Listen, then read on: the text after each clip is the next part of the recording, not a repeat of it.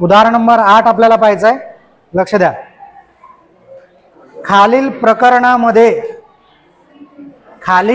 प्रकरणामध्ये भाग जप्त आणि भाग पुनर्निर्गमना संबंधीच्या रोजकीर्द नोंदी द्या. कोणत्या नोंदी द्या म्हणते? जप्तीच्या आणि पुनर्निर्गमनाच्या म्हणजे पुनर्विक्रीच्या. बघूया. अ नंबर दिलाय बघा, अ नंबर दिलाय. काय म्हणते अ? आशा लिमिटेडने प्रति समभाग ₹20 चे 100 भाग ज्याच्यावर सर्व याचना करण्यात आल्या होत्या, या भागांवर प्रथम याचना प्रतिभाग ₹3 आणि अंतिम याचना प्रतिभाग 5 प्रमाणे न मिळाल्यामुळे ते जप्त केले. यापैकी 80 भाग प्रतिभाग ₹15 प्रमाणे पूर्णदत्त भाग म्हणून पुनर्निर्गमित करण्यात आले. पूर्ण विकले नाही, 80च विकले. पुढे जाऊ. ब भक्ती लिमिटेडचा वेगळा आहे, क कोणार्क लिमिटेडचा वेगळा आहे. तर 3 संस्थेचा वेगळं वेगळं आहे. तर आपल्याला फक्त काय सांगितलंय त्यांनी? आता पहा, आशा लिमिटेड वेगळा आहे, भक्ती लिमिटेड वेगळा आहे. तर वेगळं वेगळं करायचं का? आखणी नाही, आखणी एकत्रच करायची आपल्याला. फक्त आपण काय लिहू? उदाहरण नंबर 8 बस डायरेक्ट लिहू, भाग जप्ती व पुनर्विक्री संबंधीच्या रोजकीर्द नोंदी. भाग जप्ती व पुनर्विक्री संबंधीच्या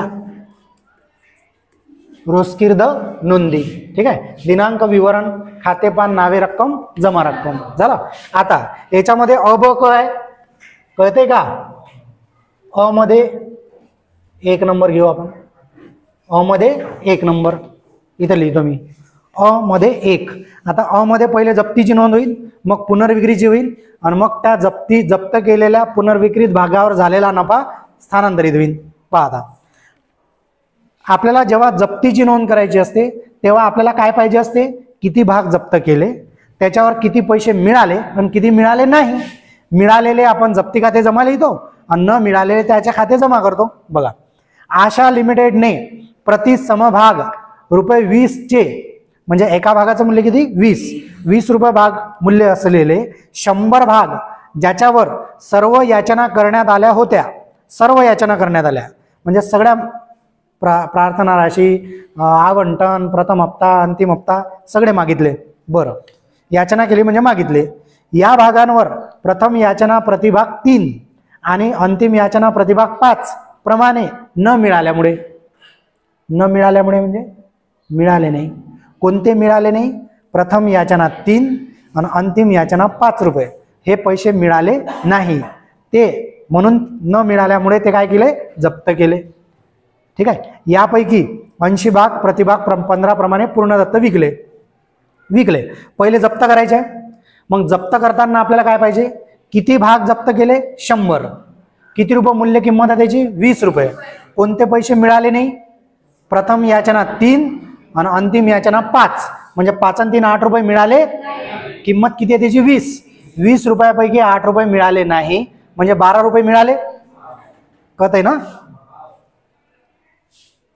20 रुपये भागाचे मूल्य असलेले 100 भाग ज्याच्यावर सर्व याचना करण्यात आल्या परंतु प्रथम याचना 3 रुपये आणि अंतिम याचना प्रतिभाग 5 रुपये प्रमाणे न मिळाल्यामुळे म्हणजे मिळाले नाही.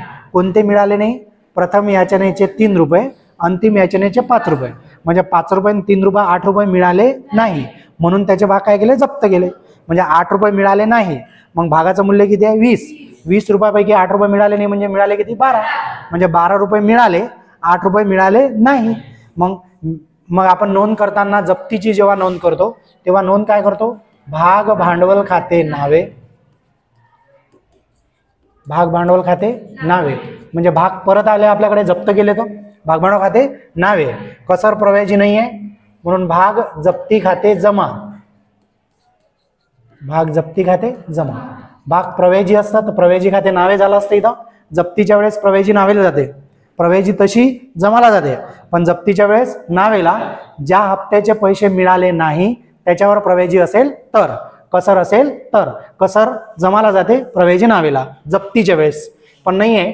भागभांडवल खाते नावे जप्ती खाते जमा म्हणजे मिळालेले पैसे, आणि जे जे मिळाले नाही त्याच्या खाते जमा. कोणते मिळाले नाही? भाग प्रथम याचना खाते जमा, भाग अंतिम याचना खाते जमा.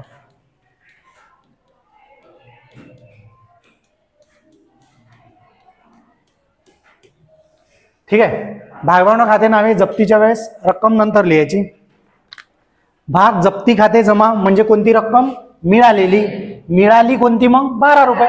किती भाग जप्त केले? 100. 100 भागाचे 12 रुपये मिळाले. 1200 12 एक म्हणजे 1200 रुपये जप्ती खाते जमा. ठीक आहे. प्रथम याचना किती रुपये? 3 रुपये. 100 गुणिले 3 300, आणि अंतिम याचना 5 रुपयानं 500. 12 आणि 3 15 आणि 5 20 म्हणजे 2000 येते इथं. समजलं ना? 5 आणि 3 8 आणि 2 10 0 चला 1 1 आणि 1 2 2000. इथं काय लिहू आपण? आशा लिमिटेड, आशा लिमिटेडचे 100 भाग जप्त केल्या जप्त केल्या बाबत. ठीक आहे. आता अ मध्ये 1 झालं, अ मध्ये 2. ठीक आहे. पुढे जाऊ. काय म्हणते तो? जप्त केले त्यापैकी 80 भाग प्रतिभाग रुपये 15 प्रमाणे पूर्णदत्त भाग म्हणून पुनर्निर्गमित केले. किती भाग विकले? 80. जप्त किती केले? 100 आणि विकले किती? 80. 80 भाग किती रुपयानं विकले? 15. आधी किती किंमत होती? 20 रुपयाचे भाग 15 विकले, मग 5 रुपये नुकसान नाही झालं काय? नुकसान म्हणजे काय? कसर कमी झाले ना. कसर होती का आधी? नाही. मग कसर कोणत्या नावाने लिहायची? जप्ती. मग पुन्हा विकले म्हणजे पैसे येईन. बँक खाते नावे, बँक खाते नावे. नुकसान झालं 5 रुपये म्हणून भाग जप्ती खाते नावे, भाग जप्ती खाते नावे. आणि भागभांडवल आपल्याकडून जाणार म्हणून भागभांडवल खाते जमा. पहा, भाग जप्त केले तेव्हा भागभांडवल खाते भाग आपल्याकडे आले म्हणून भागभांडवल खाते नावे. जेवढे पैसे त्या भागावर मिळाले जप्त केलेल्या ते भाग जप्ती खाते जमा, आणि जे जे मिळाले नाही त्याचे खाते जमा. तसंच मग जेव्हा पुन्हा विकतो आपण भाग तेव्हा पैसे मिळते आपल्याला, म्हणजे पैसे आपल्याकडे येते. पूर्ण दत्त असते ना ते, पुनर्विक्री करताना पैसे येते म्हणजे बँक खाते नावे भागभांडवल खाते जमा. पण पुन्हा जेव्हा विकले तेव्हा आधी जेव्हा जप्त केले तेव्हा ते भाग कितीचे होते? 20 रुपयाचे, बरोबर. पण पुन्हा जेव्हा विकले तेव्हा ते भाग त्यांना किती रुपयाने विकले? 15 रुपयानं. मग 20 रुपयाचे भाग 15 विकले तर 5 रुपये नुकसान नाही झाला काय? नुकसान म्हणजे काय? कसर झाली. मग कसर खाते काय होते? नावे. पण कसर आधी उदाहरणात होती का? इथं नाही. म्हणून कसरला नाव दिलं भाग जप्ती खाते नावे. नुकसान झालं ना म्हणून. बँक खाते नावे किती रुपयाने विकले? 15 रुपयानं. 15 रुपये मिळाले ना, आणि 5 रुपये नुकसान जप्ती खाते नावे आणि भागभांडवल खाते जमा. मग पहा किती भाग विकले? 80. 80 भागाचे 15 रुपयानं 1500 15 8 120. 15 8 20 म्हणजे 120. 1500 15 8 नाही येत, मग 15 गुणिले 8 करायचं. 8 पंच 40, 40 0 हातचे आले 4, 8 1 8 आणि 4 12 120. 120 म्हणजे इथं 1 0 आलं ना, म्हणजे किती झाले? 1200. मग बँक खाते नावे किती होईल? 1200 15 रुपयानं. त्याच्यानंतर 5 रुपये काय आहे? कसर. 80 वर 5 रुपये कसर आहे ना. 5 0 0 5 8 40 म्हणजे 400 रुपये काय आहे? कसर. 1200 आणि 400 1600. इथं काय लिहू आपण? जप्त भागांपैकी 80 भाग रुपये 15 प्रमाणे पुनर्विक्री केल्या बाबत. आता हॅलो, भाग जप्त केले आणि पुनर्विक्री केले, जर फक्त जप्तीची नोंद असेल तर लोड नाही. पण जप्तीच्या नोंदनंतर जर पुनर्विक्रीची नोंद झाली तर एक नोंद एक्स्ट्रा होते, म्हणजे पिलू होते दिले. समजलं काय? कळलं का तुम्हाला? जर जप्तीची नोंद झाली तर टेन्शन नाही, एकच होते. पण जप्तीचं जर लग्न झालं म्हणजे पुनर्विक्री झाली तर मग पिलो होते त्याले. म्हणजे याच्यात सांगितलं आहे काय, ह्याच्यात सांगितलं नाही पण नोंद होते. मग एक्स्ट्रा झाला ना कार्यक्रम, मग पिलू नाही झाला काय असं. जप्ती झाली, जप्ती झाल्यावर पुनर्विक्री झाली तरच ते नोंद होते. कोणती? जप्त केलेल्या भागापैकी पुनर्विक्री केलेल्या भागावर झालेला लाभ भांडवल निधीला स्थानांतरित करा लागते. पण आता इथं गंभीर प्रश्न झालाय. कसा? भाग जप्त केले 100 आणि पुन्हा विकले 80.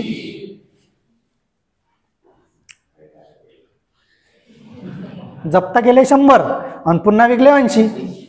मग 100 जर विकले जप्त केले असते आणि 100च विकले असते तर मग आपण काय केलं असतं, 1200 मधून 400 मायनस केले असते, 800 रुपये स्थानांतरित. अबे हे जप्ती खाते जमा 1200, नावे किती? 400. पण प्रॉब्लेम झाला भाऊ. कसा?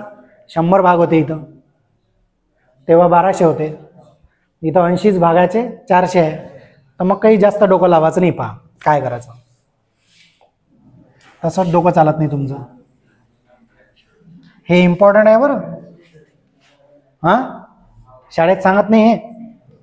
शाळेवाले डायरेक्ट सांगते 1200 मायनस 400, 800 लिहून टाका, विषय खतम करा. पण मी सांगतो तुम्हाला, लक्ष द्या. हां, शाळेत म्हणजे कॉलेजमध्ये तुमच्या 12वी पर्यंत शाळाच असते, माहीत नाही तुम्हाला. लक्ष द्या इकडे. 1200 रुपये किती भागाचे आहे? 100. पहा ना, लक्ष द्या ना. मी काय म्हटलं?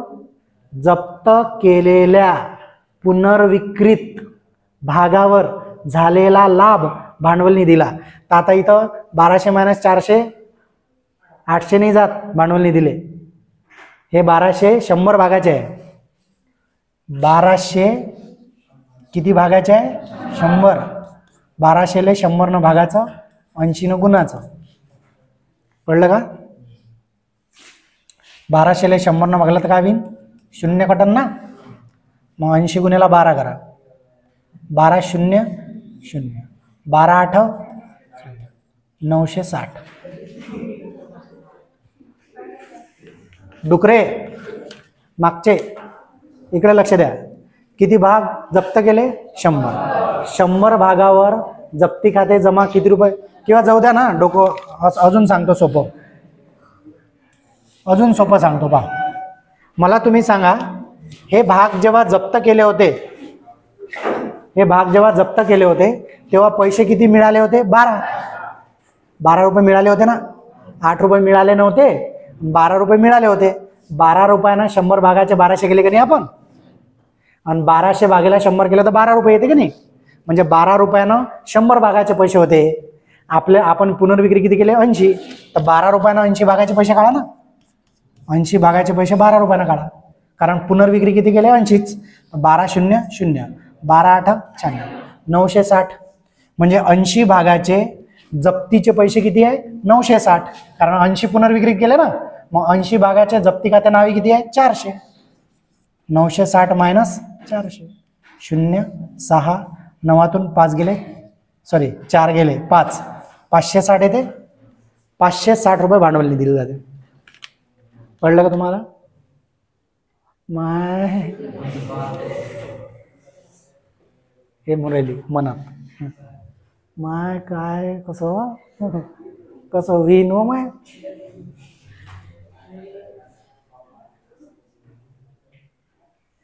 बरं मग ठेवू का? माहिती आहे का तुम्हाला?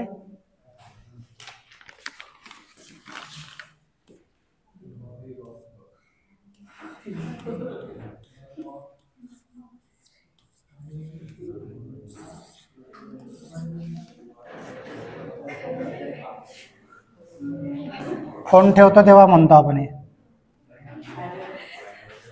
बरं मग ठेवू का?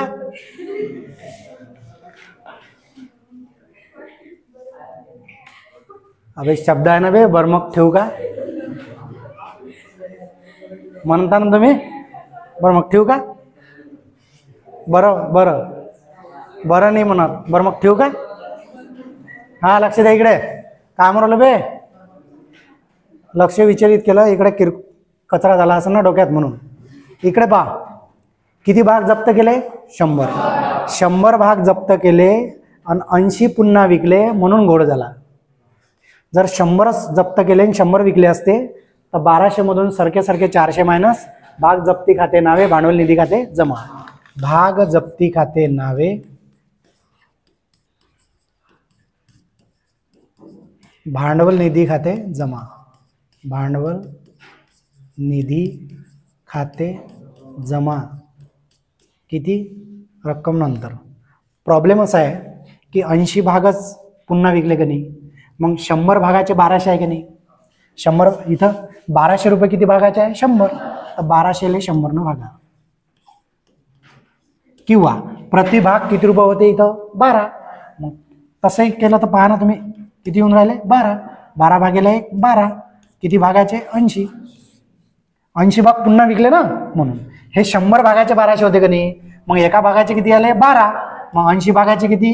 80 गुणेला 12 तर किती आले? 960. हे 80 भागाचे किती आले? हे 960. मग नावे किती झाले? 400 80 भागाचे. मग 960 मधून 400 मायनस म्हणजे किती उरले? 560. 560 भाग जप्ती खाते नावे भांडवल निधी खाते जमा. 560. कळलं का तुम्हाला? इथं काय लिहायचं मग? जप्त केलेल्या पुनर्विक्रीत. कोणत्या? जप्त केलेल्या पुनर्विक्रीत. जप्त केलेल्या पुन्हा विकलेल्या, म्हणजे जप्त केलेच आहे पण पुन्हा विकले 80. पुनर्विक्रीत भागावर झालेला लाभ स्थानांतरित केल्याबाबत.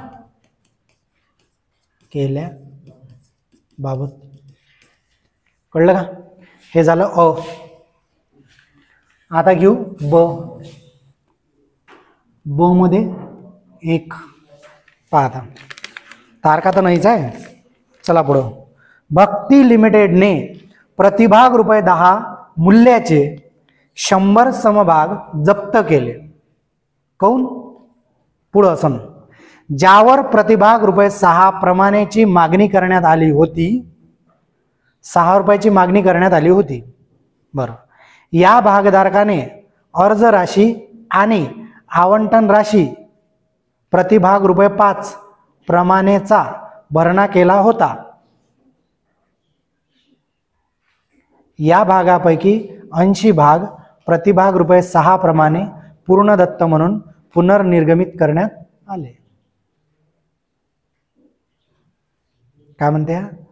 भक्ती लिमिटेडने प्रतिभाग ₹10 मूल्याचे 100 समभाग जप्त केले, ज्यावर प्रतिभाग ₹6 प्रमाणेची मागणी करण्यात आली होती. 6 रुपयाचीच मागणी करण्यात आली होती. या भागधारकाने अर्ज राशी आणि अर्जाची राशी आणि आवंटन राशी प्रतिभाग ₹5 प्रमाणेचा भरणा केला होता. या भागापैकी म्हणजे 100 भागापैकी 80 भाग प्रतिभाग 6 प्रमाणे पूर्णदत्त म्हणून पुनर्निर्गमित करण्यात आले होते. बरं, लिहूया मग. पहा, ब मध्ये नंबर 1, भक्ती लिमिटेडने ₹10 मूल्याचे 100 भाग जप्त केले म्हणते. आता काऊन जप्त केले? तर ज्यावर प्रतिभाग 6 प्रमाणेच मागणी करण्यात आली होती. किती मागणी करण्यात आली होती? 6 रुपये. मग या भागधारकाने अर्ज राशी आणि आवंटन राशी 5 प्रमाणे भरणा केला होता. म्हणजे 5 रुपये प्रमाणे भरणा केला होता, म्हणजे 1 रुपये भरले नाही. 6 रुपये मागणी केली ना. मागणी किती केली? 6 रुपये. आणि अर्जाचे आणि आवंटनचे 5 रुपये त्यानं भरले, म्हणजे 1 रुपया भरला नाही, म्हणून त्याचे भाग जप्त केले. Is it clear? ठीक आहे. मग जप्तीची नोंद करू आपण. मग नोंद काय होईल? भाग भांडवल खाते नावे, भाग भांडवल खाते नावे, भाग जप्ती खाते जमा, भाग जप्ती खाते जमा. आणि आता कोणते पैसे मिळाले नाही ते नाही सांगितलं त्यानं, कोणत्या याचा भरणा केला ते सांगितले. कोणते मिळाले नाही ते सांगितले का? नाही. मग भाग थकीत हप्ता खाते जमा. भाग थकीत हप्ता खाते जमा. ठीक आहे. पहा आता भागभांडवल खाते नंतर लिहू. जप्ती खाते जमा म्हणजे मिळाले कोणते होते? 5 रुपये. मग किती भाग होते? 100. 100 भागाचे 5 रुपयानं किती? 500. आणि थकीत किती झाले? 1 रुपया. म्हणजे 100 भागाचे 1 रुपयानं 100. 500 आणि 100. ठीक आहे. इथं लिहू आपण भक्ती लिमिटेडचे 100 भाग जप्त केल्याबाबत.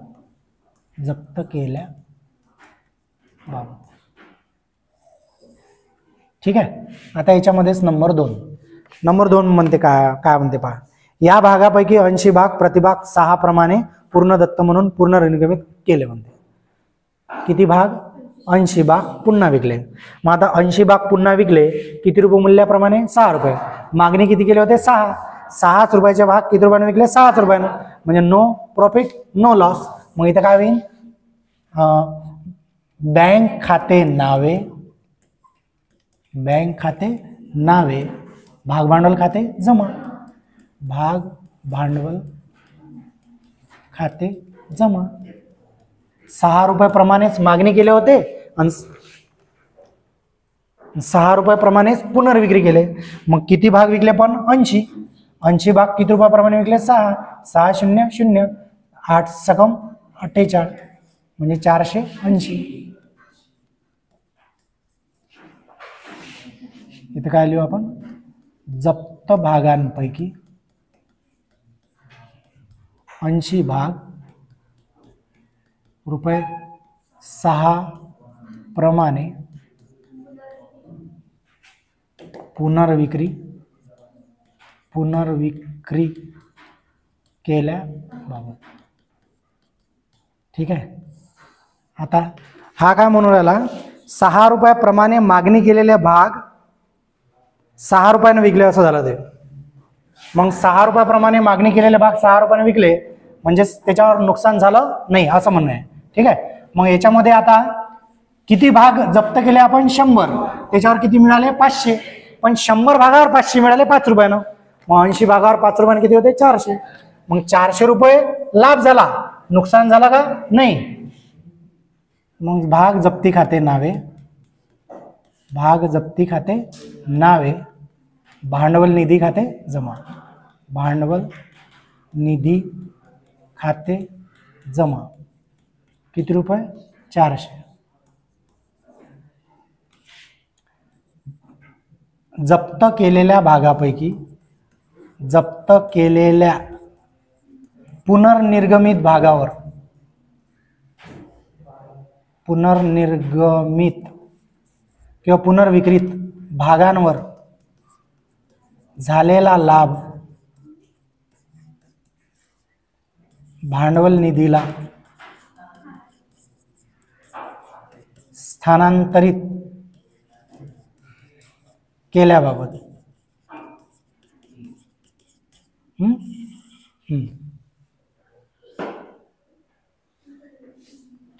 ओके.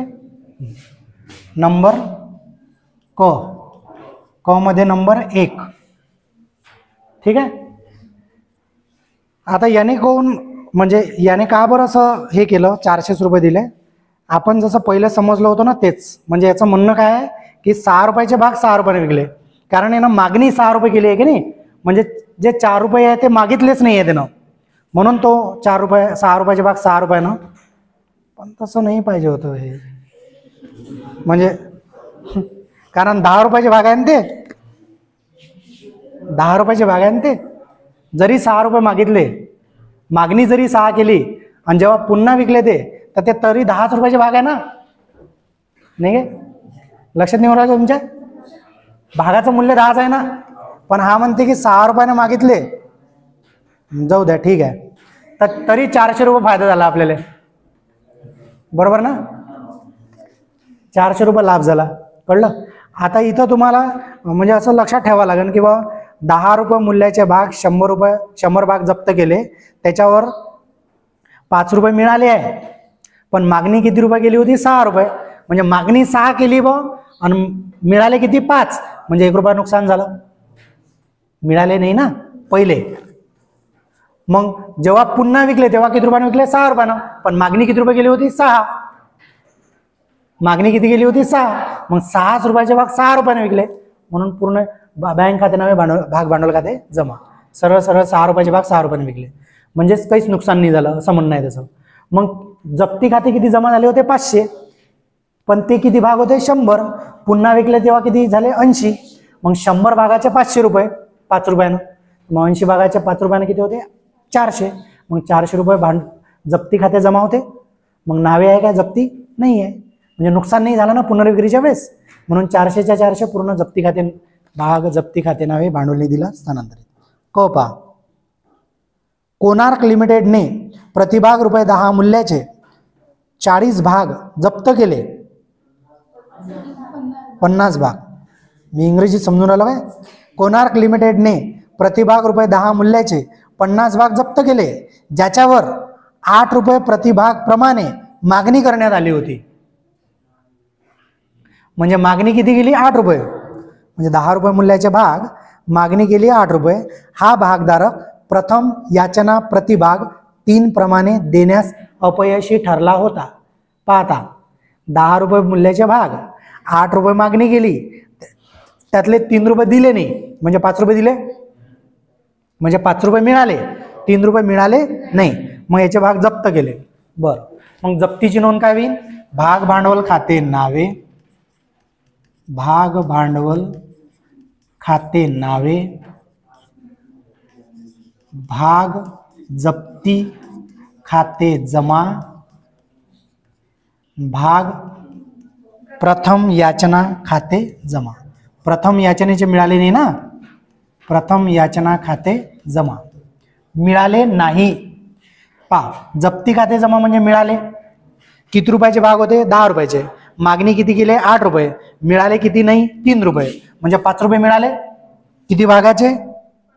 50 भागाचे 5 रुपये मिळाले. 5 0 0, 5 5 25, म्हणजे 250 रुपये मिळाले. 50 भागाचे किती मिळाले नाही? 3 रुपये. 3 0 3 5 150 रुपये मिळाले नाही, म्हणजे किती झाले? 400. 250 150 400. इथं काय लिहू मग आपण? कोणार्क लिमिटेडचे 50 भाग जप्त केल्याबाबत. आता पहा, हे असंच गृहीत धरावं लागेल मग आपल्याला. कसं? 8 रुपयाप्रमाणे मागणी केली होते ना, म्हणून. पुढे जाऊया. जप्त भागापैकी 30 भागाचे प्रतिभाग 7 प्रमाणे पुनर्निर्गमन केले. आता पहा, जप्त केलेल्या भागापैकी किती भाग विकले ना? 30. आणि ते किती रुपयाने विकले? 7 रुपयानं. पण किती रुपयानं मागणी केली होते? 8. 8 मागणी केलेले भाग 7 विकले, म्हणजे 1 रुपया नुकसान. कसर खाते नावे, पण कसर होती का पहिले? नाही. मग नुकसान भाग जप्ती खाते नावे होते. बँक खाते नावे, भाग जप्ती खाते नावे, भाग भांडवल खाते जमा. 8 रुपयानंच घ्या लागेल ना, कारण मागणी केलेलीच घ्या म्हणते ना तो. मग मागणी केलेलेच घेऊ. बँक खाते नावे, काय नोंद होते? बँक खाते नावे, भाग जप्ती खाते नावे, नावे कोण? नुकसान झालं, भाग भांडवल खाते जमा.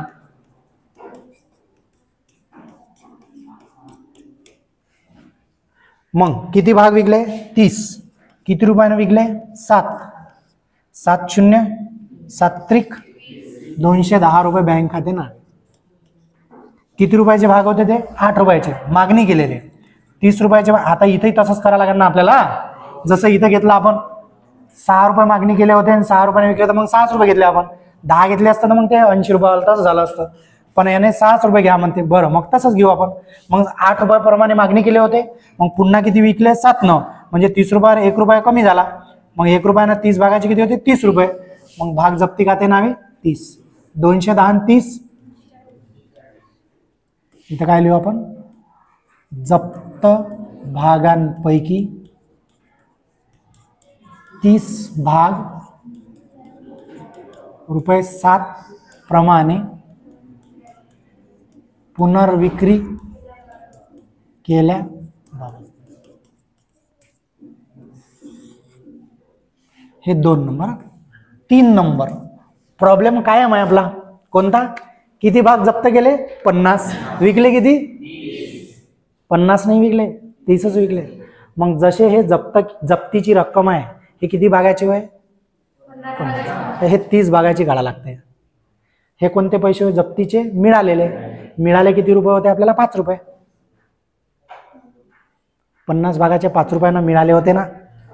5 5 25 250. हे किंवा जाऊ द्या, हे जे 250 रुपये आले आहे की नाही, हे किती भागाचे पैसे होय? 250. किती भागाचे होय? जप्ती खाते जमा. 250 रुपये हे किती भागाचे पैसे होय? 50. 250 ले 50 ना भागा.